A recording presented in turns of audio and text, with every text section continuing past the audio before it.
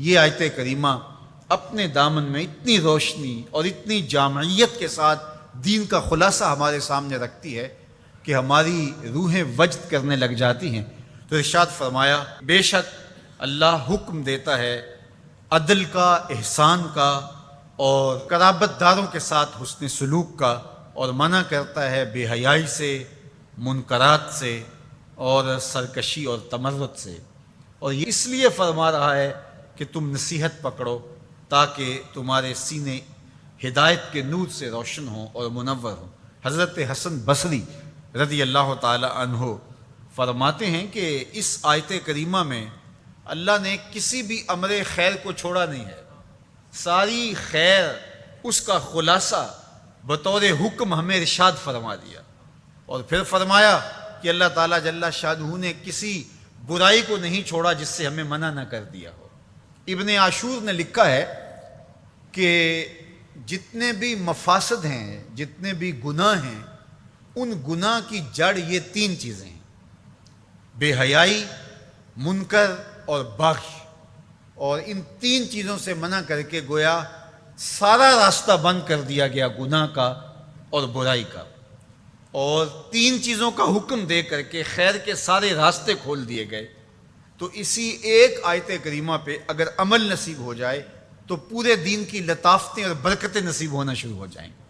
تو تین چیزوں کا حکم دیا کرنے کا: ان اللہ یامر بالعدل، بے شک اللہ عدل کا حکم دیتا ہے، انصاف کا حکم دیتا ہے۔ اگر تم نجات پانا چاہتے ہو تو غصے کے اندر بھی اور سرشاری کے اندر بھی تمہیں عدل سے، انصاف سے کام لینا پڑے گا۔ تو ہمارا دین ہمیں عدل سکھاتا ہے، اور قیامت کے دن 7 اشخاص جن کو اللہ اپنے عرش کا ٹھنڈا سایہ عطا فرمائے گا، ان میں سے پہلا شخص حضور نے ارشاد فرمایا امام عادل، وہ شخص جو عدل و انصاف کرتا ہے، وہ امام، وہ حاکم جو عدل سے امور سلطنت نبھاتا ہے، کل قیامت کا دن ہوگا، کوئی سایہ نہیں ہوگا، اللہ اسے اپنے عرش کا ٹھنڈا سایہ نصیب فرمائے گا۔ روایت میں آتا ہے کہ قیامت کے دن جو بادشاہ ہوں گے، حکمران ہوں گے، ان کے ہاتھوں میں ہتھ کڑیاں ہوں گی، اور ان کو یوں میدان حشر میں لایا جائے گا۔ اگر انہوں نے عدل کیا ہوگا تو وہ ہتھ کڑیاں ٹوٹ جائیں گی اور انہیں جنت بھیج دیا جائے گا، اور اگر انہوں نے عدل و انصاف نہیں کیا ہوگا تو ان ہتھ کڑیوں کے ساتھ ان کو جہنم میں دھکیل دیا جائے گا۔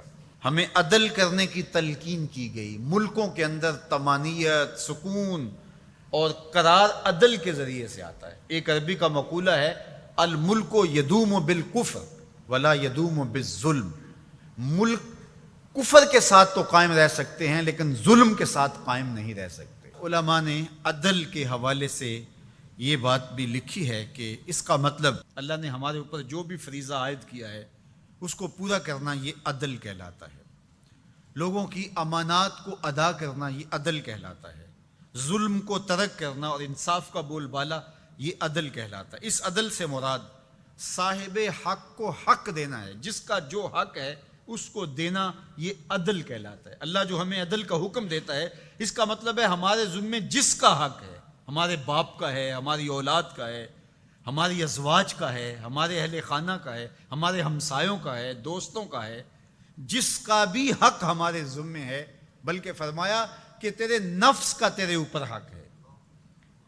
حدیث طویل ہے کہ حضور علیہ الصلوۃ والسلام نے فرمایا ان لربک علیک حقا، تیرے رب کا تیرے اوپر حق ہے، ولنفسک علیک حقا، اور تیرے نفس کا تیرے اوپر حق ہے، ولأہلک علیک حقا، اور تیرے اہل کا تیرے اوپر حق ہے، اور ایک حدیث کے لفظ ہیں ولزوجک علیک حقا، اور تیری بیوی کا تیرے اوپر حق ہے، فآت کل ذی حق حقا، ہر صاحب حق کو تو نے حق ادا کرنا ہوگا۔